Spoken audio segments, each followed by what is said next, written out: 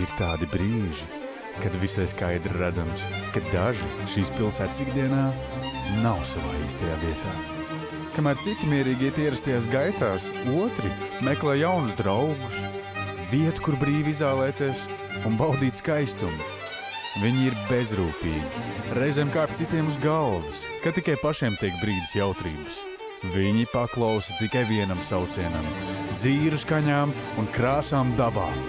Tāpēc tagad Rīgas vidū, Lucavas salā, ir atklāta spoža vieta plašiem festivāliem, kur kārtīgi izārdīties pēc sirds patikas. Sezonas atklāšana Lucavas salā jau 27. maijā uz skatuves grupa Bitva ar simfonisko orķestra Feliksa Aranovska vadībā.